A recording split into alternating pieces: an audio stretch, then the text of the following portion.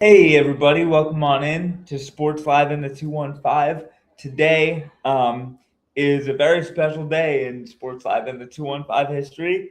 We have the first episode of a brand new series called Behind the Athlete.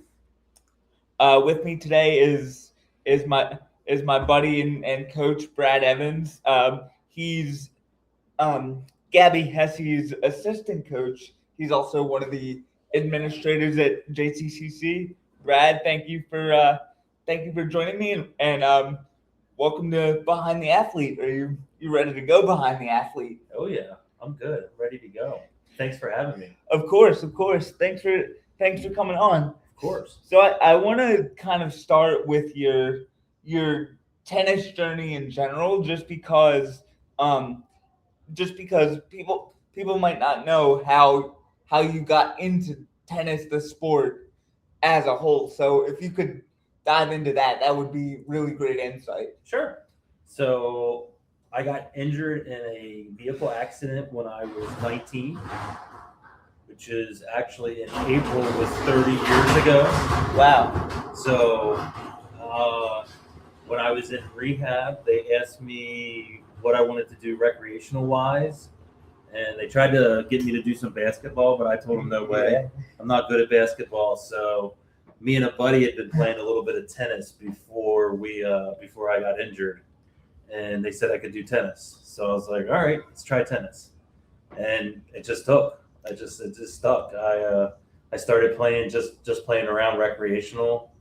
Found a organization close to where I lived, and they had a tennis program. So I started hitting with some other guys and stuff, and it just blossomed from there. I played on a team up in Cherry Hill, New Jersey, Oh called wow. the McGee Jefferson or McGee wheelchair athlete or Oh adaptive team. yeah. So I think I know what you're talking about. I've yeah, probably heard of it, but yeah, it's through the whole Jefferson McGee Rehab Hospital up that way. oh Philly. wow, that's awesome. Um I had a follow up question. What are some of the differences that you noticed from what we call stand up tennis to adaptive tennis, and how long did it take you to adapt to those differences? So really, the only difference is we get two bounces in the wheelchair.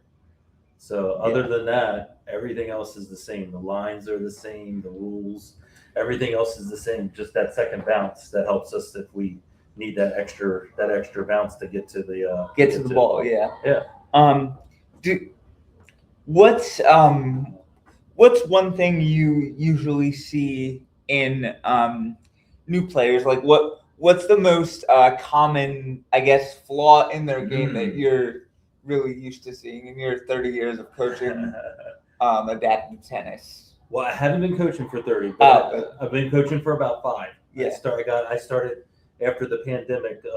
I started down here at JTCC. yeah. My apologies. I That's okay.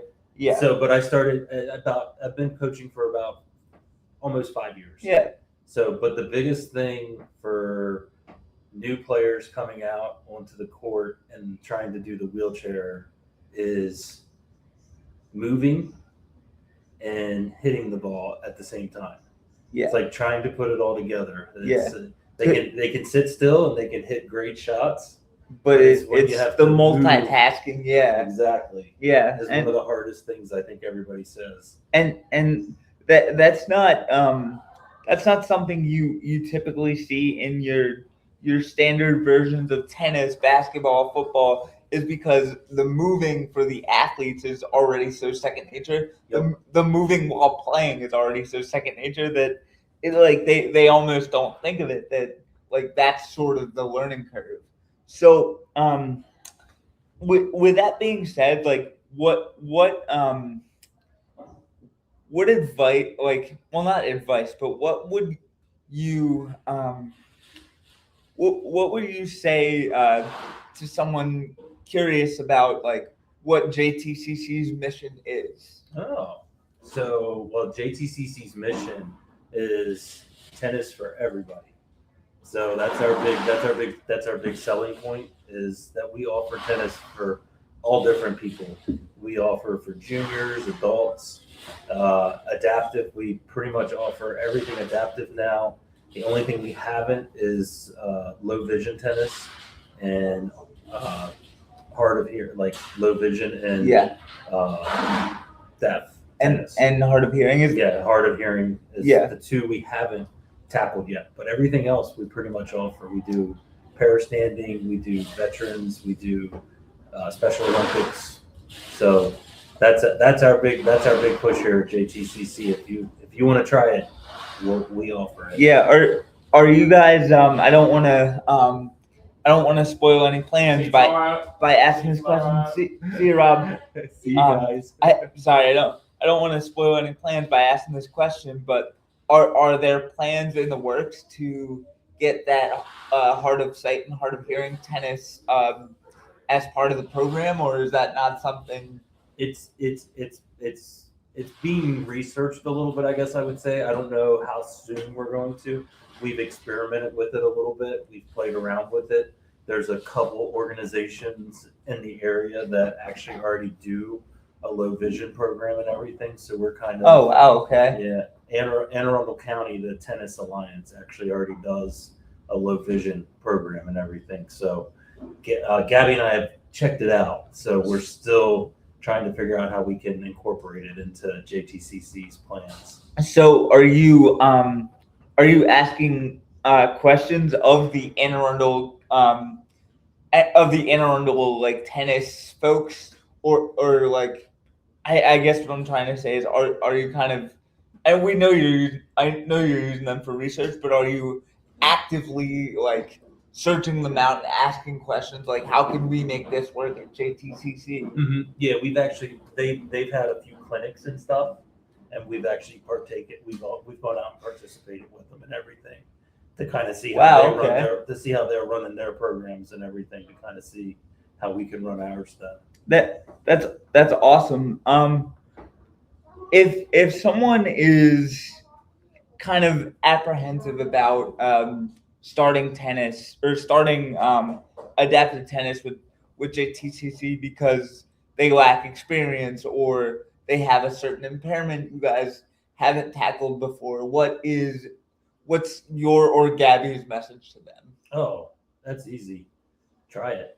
I mean, we'll figure it out. We'll figure it out. We've had many players and athletes come through that have had many different disabilities and adaptations that we've had to do. So, I mean, if you want to play tennis, we will figure out a way to get you out on the court and get you playing. Yeah, and I just want to say this whole community that I've been a part of the last 3 years it's super inclusive, it's super welcoming. So if you want to try adaptive tennis, parastanding tennis, whatever kind of tennis, JTCC is your place. And if you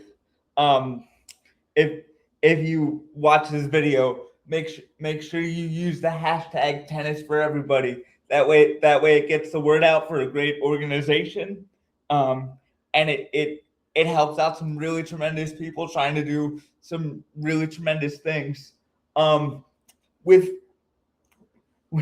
that being said, what's one final closing thought that you would give people, regardless of experience level, about adaptive tennis?